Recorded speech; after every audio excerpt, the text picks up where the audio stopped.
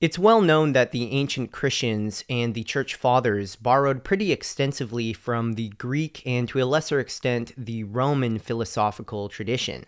But what differentiated the Christians from the Platonists, for example, was that the Platonists believed that philosophy could be a method to attain knowledge of the absolute truth, of the good, and that philosophy was essentially the highest form of the pursuit of knowledge and of wisdom. But the Christians always disagreed because for us, philosophical knowledge is always subordinate to, it's always lesser than divinely revealed truths. We believe in a personal God, while for the Platonists it's more ambiguous, and therefore we believe that this personal God, who is the absolute truth, communicates himself to us as persons. We are persons because God created us in his image, and he is the communion of persons, of Father, Son, and Holy Spirit. And the way that we attain true knowledge of God, the highest knowledge of the good, of the one, of the absolute, is through experiencing him as a person. And this is what we get with the authors who wrote the Old Testament, which were largely the prophets and men like Moses, who had the direct experience of God. So this experience of God was what made them capable of writing sacred scripture, which we believe to be divinely revealed truth. Now, we see evidence of the fact that the ancient Christians believed philosophy was subordinate to theology, essentially, in the phrase the handmaiden of theology, which was used to describe philosophy. So the ancient Christians referred to philosophy as the handmaiden or the servant of theology.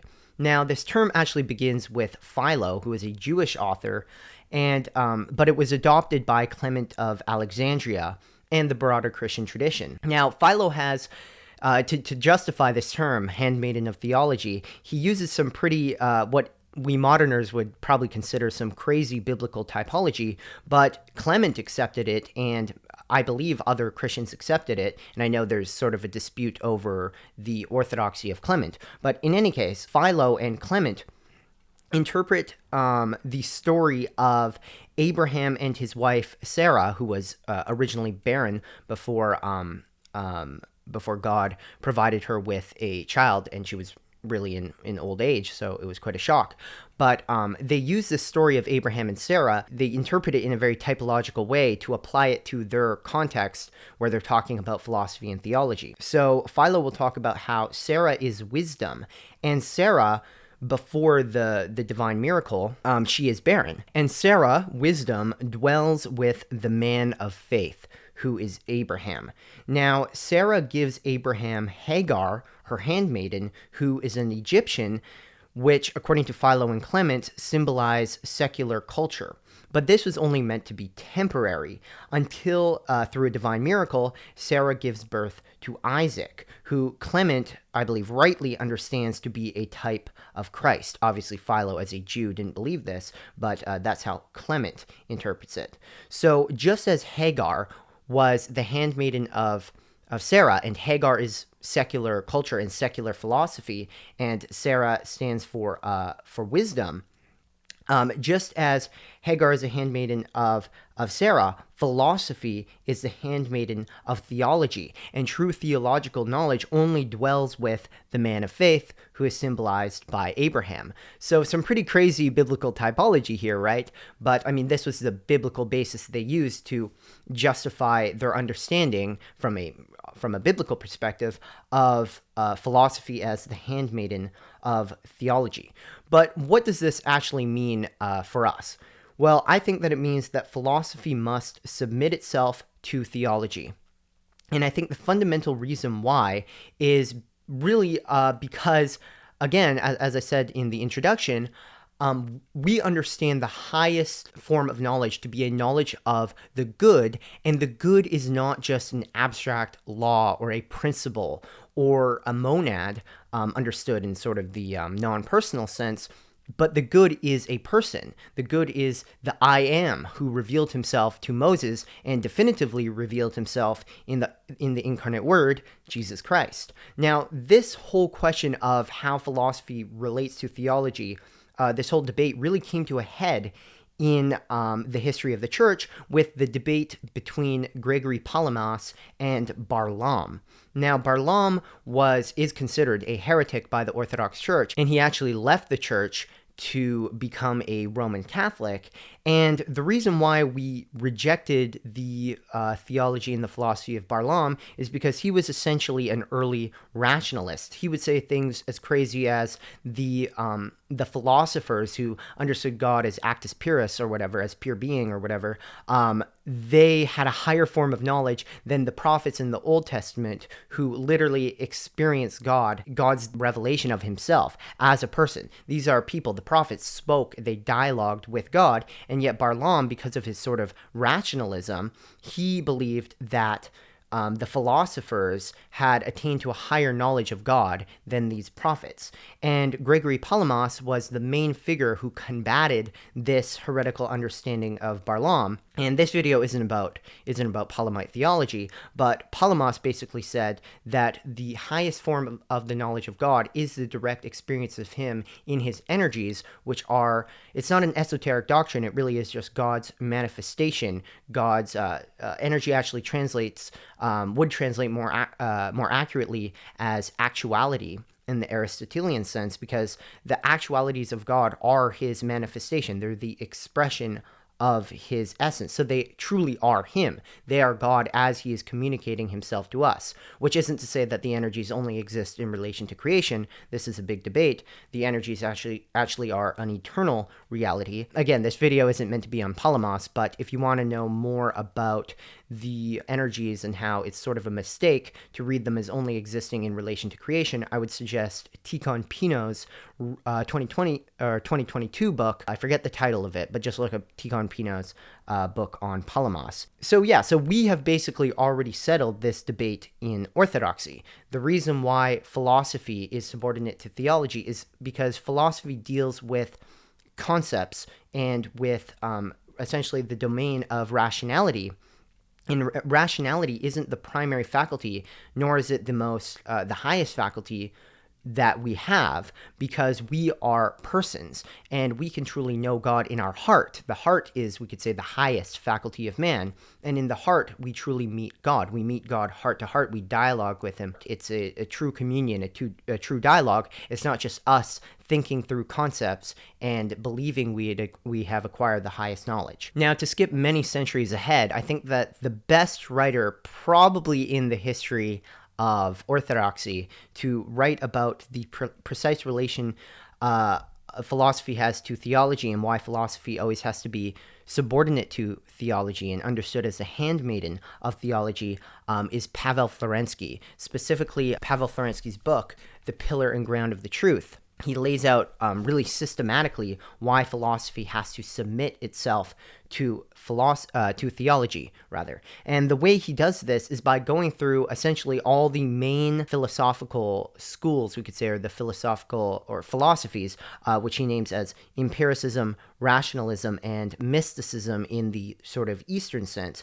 And I'm not going to be talking about this here. We're actually doing a book club on The Pillar and Ground of the Truth, where we talk about this in detail, so I'm not going to do that here. It would take way too long. But basically, Florensky's argument is that all forms of philosophy, whether it be empiricism, rationalism, or Eastern mysticism, are not truly justified. They can always be doubted, and when it comes down to it, people who hold to it for a purely self-referential or self-relational reason.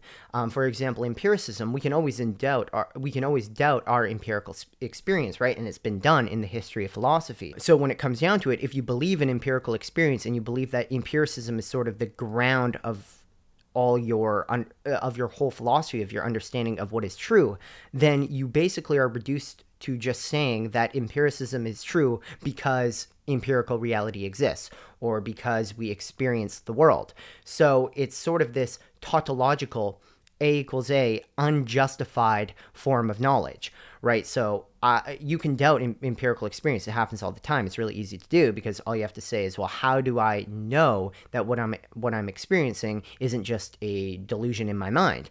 And fundamentally, the empiricist doesn't have an answer to this if they don't have God, I would argue. who sort of grounds the whole thing and justifies all of our experience. But they just have to say, well, look around you, look at all the objects around you that you're experiencing, right? So it's tautological. It's arguing in a circle, and it doesn't actually justify itself. So for Florensky, since we have this innate human desire, which is a good desire to have the truth and to have certainty, no form of philosophy can actually give it to you. So for Florensky, what we have to do is we have to escape this sort of unjustified logic, which he calls the logic of A equals A. Now, I should clarify that by A equals A, we don't mean that there is self-identity. We're not like postmodernists who want to deconstruct all of reality. But what we want to say is that the identity of everything is not fully explained only by itself. And we can show this with A equals A itself, because I've talked about this before. If A equals A, and we can say this is true, but so far it's only true in an empty tautological sense, right? If we want to get to a higher understanding, we have to turn from abstract self-relational tautological thinking into what we've been calling communal thinking and see at a deeper level, yes, A equals A, but to say that A equals A means that A is not B, or A is not something other than A. But that means that B is intrinsic or immanent to the very identity of A. A cannot be A without B, even if we just have a negative relation here so far. But still, within, like, logically, we're just dealing in terms of pure concepts here. A itself requires B, because when you say that A equals A, whether you like it or not, you're implicitly saying that A is not B. So the B is in the very identity of A. And this is how we move from self-relational to communal or relational logic, however you want to put it. And I've done a full video sort of breaking this down here, also talking about the move from philosophy to theology, showing why philosophy is incomplete and in need of faith and in need of theology in another video, which I'll put either here or here. For you to check out. So essentially what Florensky gets at is that philosophy cannot be self-contained, because philosophy is pursuing the truth, but if we just remain within the realm of philosophy or pure rationality, we can never get to the truth. And he'll show how we meet all of these different contradictions and stuff, but fundamentally the one thing that philosophy cannot do is truly justify itself. It cannot provide a true, absolutely certain foundation for itself. And I think that this is why in modern philosophy, after we get what Nietzsche calls the death of God, as we have the breakdown of the Christian world, we sort of see the rise of stuff like postmodernism, where we begin to doubt all of these fundamental categories that used to just be taken for granted in the ancient world. This is fundamentally because philosophy itself, pure philosophy or pure rationality, isn't able to get to the absolute truth. And from a Christian perspective, this kind of makes sense, right? Because philosophy, as I was saying before, philosophy is dealing with pure concepts, and the truth as such is not a concept, but the truth is a person. So what does this mean for us as sort of philosophically minded Christians? Well, I think that it sort of implies a lot of things that we need to do and talk about, but I think fundamentally we need to understand that philosophy is subordinate to theology in the precise sense that philosophy has inherent limitations when it comes to the very activity which it is meant to do. So this isn't to degrade philosophy. This isn't to say philosophy is useless and we can just sort of discard all of philosophy and just become sort of uneducated monks. Not that there's anything wrong with that, but still, if that's not what we see in the history of the church, right? Even monks like Saint Maximus were highly educated in the philosophical tradition of his time, and that's why he could engage with it, and he could sort of defend the Orthodox faith against philosophical attacks and using philosophical concepts to do so. So I think what we need to do as philosophically minded Christians is to understand that pure philosophy cannot do what it's meant to do. And this sort of implies, as I was saying with like the A equals A, how A always implies B, right? I think if philosophy is the search for the truth, and we can show that philosophy cannot do what it's meant to do, this sort of means that it needs something other than itself that is able to make it what it is. And what that fundamentally is faith. It's faith that completes philosophy, because what fundamentally is faith? I talked about this in my video, The Ontology of Faith, but I think fundamentally what faith is a genuine moving out of yourself and towards something actually other, something beyond ourselves. And because of this, it requires a leap of faith. It's moving into the unknown. And philosophy is searching for what is, for us right now, as fallen and finite beings, philosophy is searching for the unknown because the truth is not yet known to us. No philosophy has ever discovered the absolute truth. And I mean, obviously people argue about this, but there's a reason why philosophy keeps developing, right? And it sort of seems to be going on a further descent away from Christianity. And that's because the philosophy, when it becomes self-relational, instead of when it becomes sort of self-transcending, when its identity is inherently tied up with its relation to faith, and therefore having a proper hierarchy. Obviously, Christianity is all about having proper hierarchy, right? We have the hierarchy of body, soul, spirit, hierarchy of God and man, all of this stuff. When philosophy sort of loses its place within this hierarchy and it starts to try to contain all of reality in itself, this is when we start to see the incompleteness of philosophy. And this attempt to construct grand philosophical systems, this is what we get sort of in the immediate wake of what Nietzsche calls the death of God, right? With the Enlightenment, and even before that with Descartes, we sort of have this attempt to construct grand philosophical narratives and grand philosophical systems. But it's well known now in the philosophy world that there really are no more systematic philosophers. The age of systematic philosophy is sort of finished, as all of these systems have basically failed to do what they've meant to do. Someone always comes along and shows an incompleteness in any particular system.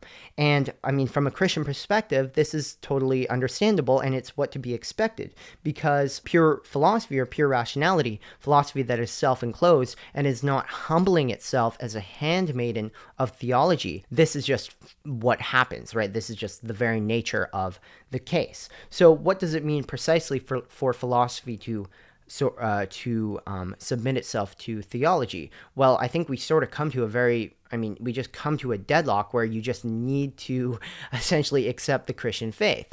And I understand that, especially for a non-Christian, and this is coming, I used to be an atheist, right? So I completely understand why, how arbitrary and how ridiculous that just seems. Like, oh, I need to become a Christian to get the truth. Well, there's a sense in which you do, but I think that I would recommend Pavel Florensky, and I would recommend my video that I mentioned before, that's going from philosophy to theology. I would recommend reading Florensky and watching that video, because the goal of that video and of Florensky's book is to show how philosophy is inherently incomplete, and this very incompleteness of philosophy sort of testifies and gives a justification for the leap of faith.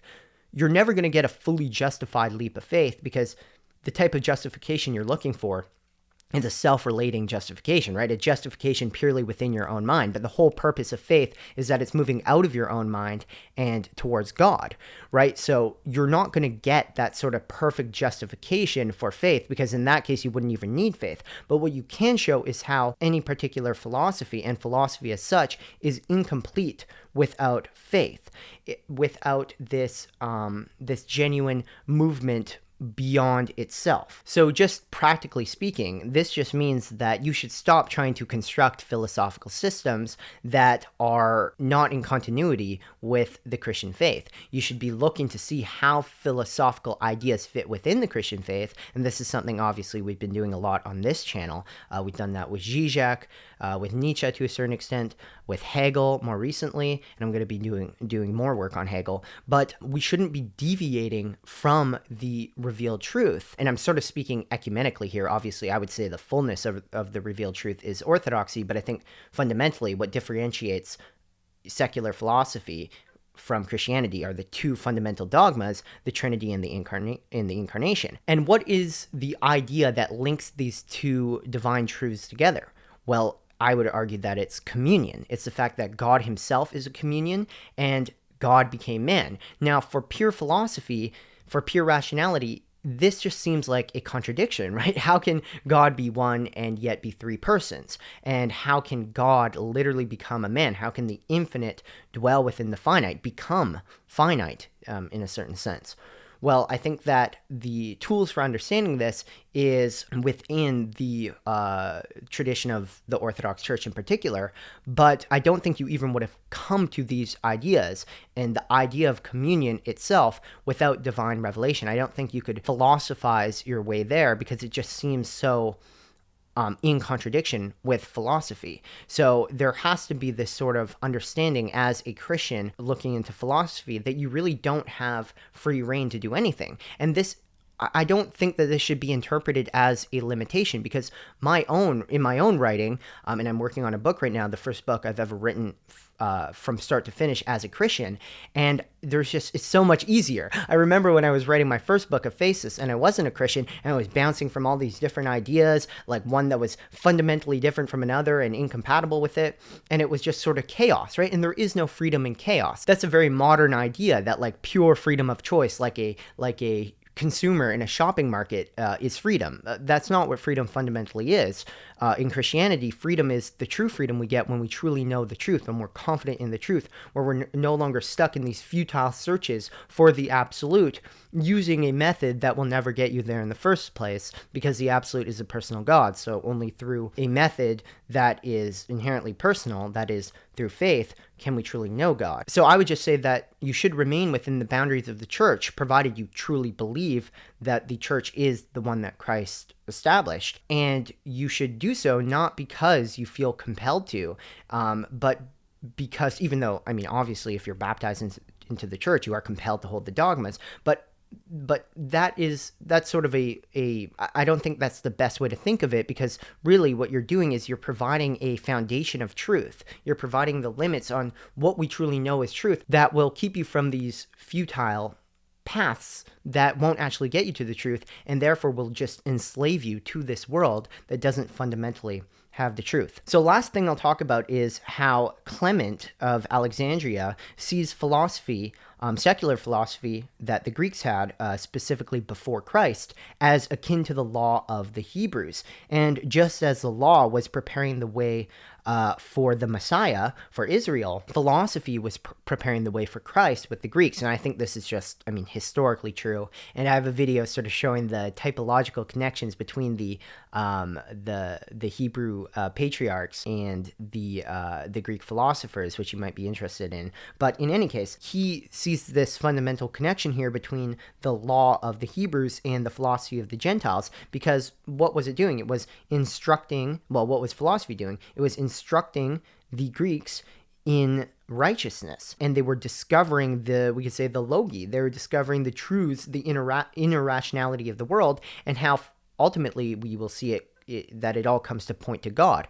This isn't to say that philosophy is exactly like the law, because the law is divinely revealed, but I do think there is a certain sense in which philosophy is divinely revealed. Not in the same sense, but I do think there was divine action here in guiding the Greeks specifically towards the truths they did. Like Plato is very, very similar to Christian theology. And Socrates was killed for blaspheming the gods of Athens and arguing against the pagan superstitions of the Greeks at the time. But in any case, I think the basic point stands that philosophy was preparing the way for the coming of the Messiah, just as the law was, and just as the law ultimately submits itself to faith, right? We don't see law as the fundamental way that we get to God. It's through faith that we get to God, which doesn't mean the law is meaningless. I think in the same way, while philosophy can find truths in the world, and it can